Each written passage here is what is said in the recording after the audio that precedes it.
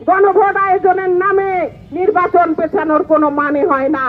নির্বাচন পেছানো যাবে না, 1 ঘন্টাও না, 1 দিনও না।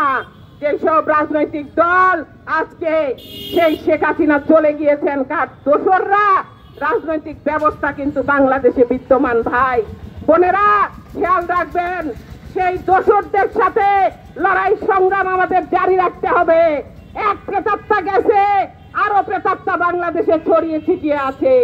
আমাদেরকে সাবধান থাকতে হবে এবং জনগণের স্বার্থের বাইরে যেই রাজনীতি আসবে সেই রাজনীতিকে আপনারা প্রত্যাখ্যান করুন।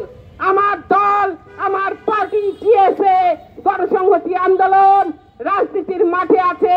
জনগণের বৃহত্তর স্বার্থের বাইরে আমাদের কোনো বৃহত্তর স্বার্থ নেই। সবাই মনে রাখবেন, আমরা মাঠে আছি, মাঠে থাকবো এবং আমাদের লড়াই সংগ্রাম সবখানে আপনাদেরকে পাশে চাই। জনগণ ছাড়া এই সমাজের, এই বাংলাদেশের কোনো মুক্তি নাই।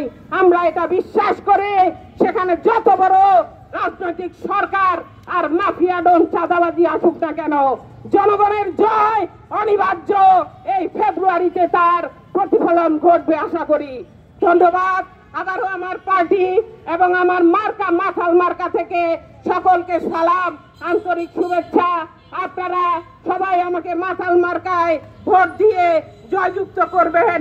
সবাইকে লাল সালাম দিয়ে আমি শেষ করছি। ধন্যবাদ।